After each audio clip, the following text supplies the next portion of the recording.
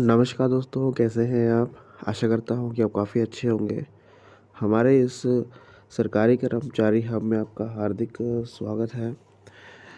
तो 3 महत्वपूर्ण जानकारी और ये जानकारी आपके लिए बहुत ज़्यादा ख़ास है क्योंकि सरकार ने और कैबिनेट ने एक मंजूरी दी है। इस मंजूरी के बाद शायद ही कोई केंद्रीय कर्मचारी बहुत ज़्यादा खुश होगा। इस ऑर्डर के बाद आपका खून-जून खौलेगा और आप ये सोचने में मजबूर होंगे कि सरकार ऐसा क्यों कर रही है, ठीक है? तो आपको सारी इन्फॉर्मेशन दूँगा। दूसरी इन्फॉर्मेशन जो है जो हमारे अमित शाह जी ने एक बहुत बड़ी घोषणा की है और हम जैसे स्टार्टिंग से ही देखते आ रहे थे कि 8वां वेतन आयोग केंद्रीय कर्मचारियों के लिए कम सरकार के लिए जो यहाँ पर अ,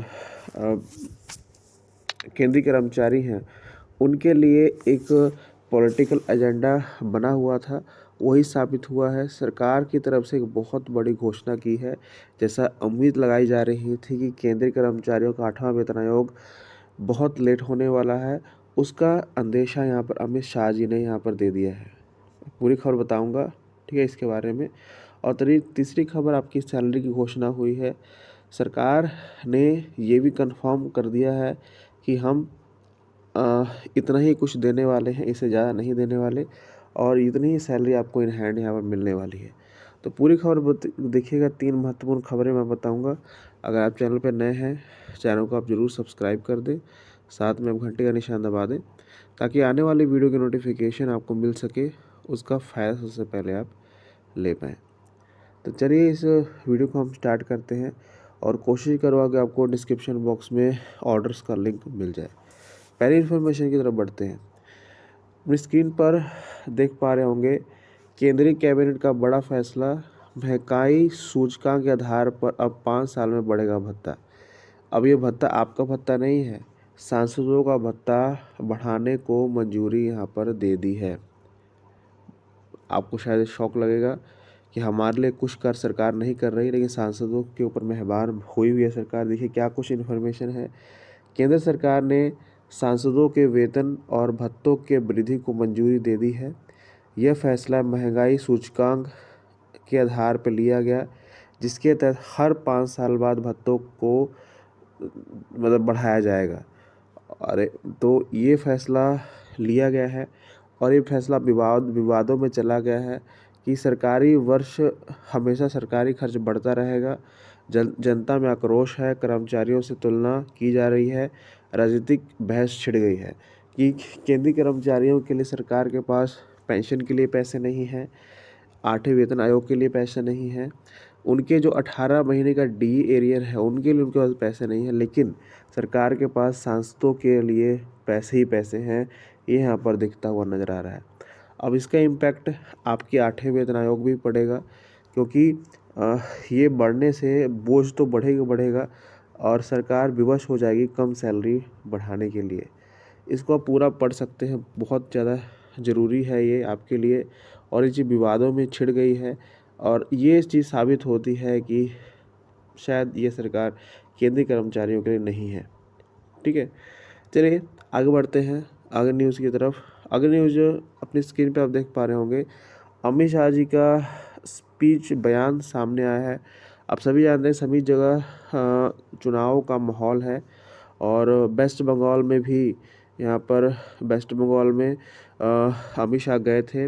वहाँ पर एक स्पीच में उन्होंने कहा कि हमारी सरकार को आप वोट दीजिए, हमारी सरकार को जिता दीजिए, हम आपको वेतन आयोग जल्दी से जल्दी यहाँ पर देने वाले हैं, ठीक है। और इसे साबित हो गया, जैसे कि दिल्ली चुनाव के टाइम 8वां वेतन आयोग अनाउंस हुआ था, बिहार चुनाव के टाइम आपका टर्म ऑफ रेफरेंस आया था, यूपी के चुनाव के टाइम आपको इंटरनल रिलीफ दी जाएगी और 2029-28 के आसपास जो प्रधानमंत्री का चुनाव होना है उसके आसपास आपको 8वां वेतन आयोग दिया जाएगा, ठीक है। अमित शाह जी ने साफ साफ यहाँ पर ये बयान दिया है। अब क्या बयान दिया था मैं आपको बता दूं, आप सभी जानते हैं कि वेस्ट बंगाल में सभी केंद्रीय जो कर्मचारी हैं, जो सरकारी कर्मचारी हैं, उनको छठे वेतन आयोग के हिसाब से सैलरी दी जाती है। ठीक है, 7वां वेतन आयोग उन पे लागू नहीं है। अमित शाह जी ने कहा कि हमें आप वोट दीजिए, हमें आप जिता दीजिए, वेस्ट बंगाल में बीजेपी की सरकार आ जाए तो हम 45 दिन के अंदर अंदर आपको 7वां वेतन आयोग देंगे।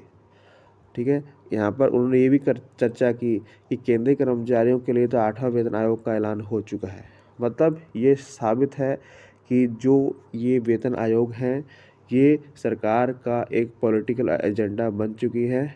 जब जब चुनाव आएगा तब तक आपकी मांगें पूरी होंगी। अभी इसका इंडिकेशन ये भी है कि आपका 8वां वेतन आयोग 29 तक खींचने वाला है। ठीक है, बड़ी इन्फॉर्मेशन है, इसको भी आप डाउनलोड कर सकते हैं, पूरा इसे पढ़ सकते हैं। इन्होंने साफ साफ कहा है कि 7वां वेतन आयोग जो है यहाँ पर मिलेगा और 8वें वेतन आयोग को केंद्रीय कर्मचारियों को जल्दी दिया जाएगा। ठीक है, तो अपनी राय कमेंट में ज़रूर बताइएगा और इस वीडियो को शेयर ज़रूर करिएगा।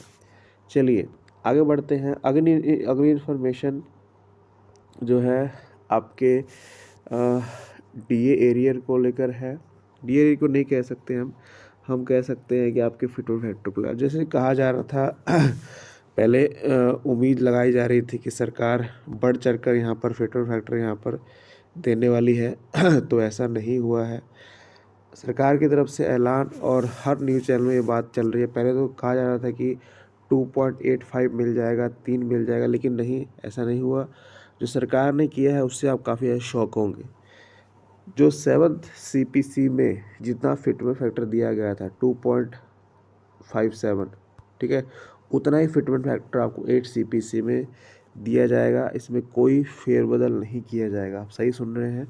लेकिन इसका ये फ़ायदा है कि जैसे अभी के टाइम अगर कैलकुलेट करें तो हमारा फिटमेंट फैक्टर जो है वो कितना चल रहा है, 1.60 चल रहा है।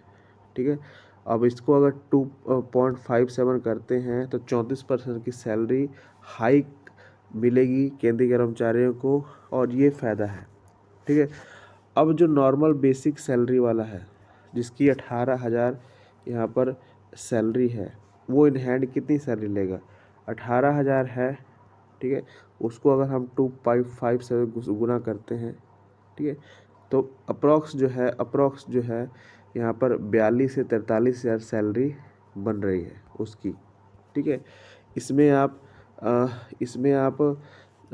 जो है 1800 जो है आप जो ट्रांसपोर्ट अलाउंस मान के चलिए। ठीक है, ट्रांसपोर्ट अलाउंस और 45 और 46 के आसपास आपको HRA मिलेगा। मतलब 52,000 की सैलरी आपकी जो 18,000 वाला मिनिमम है उसको यहाँ पर मिलने वाली है। सभी न्यूज़ चैनलों में ये बताया जा रहा है कि इस बार सरकार उतना ही फिटमेंट फैक्टर देने वाली है जितना फिटमेंट फैक्टर 7वें वेतन आयोग में मिला था। अगर ऐसा हो जाता है अच्छा खासा फ़ायदा होगा, क्योंकि ये फैसला क्यों लिया जाएगा, आज की स्थिति को देखते हुए, जो वॉर की स्थिति है उसको देखते हुए फैसला लिया जाएगा। ठीक है, तो ये 3 महत्वपूर्ण इन्फॉर्मेशंस थी। आशा करता हूँ कि आपको पसंद आई होंगी। इसको आप ज़रूर शेयर करिएगा और हमारे न्यूज़ चैनल को ज़रूर सब्सक्राइब करिएगा। धन्यवाद।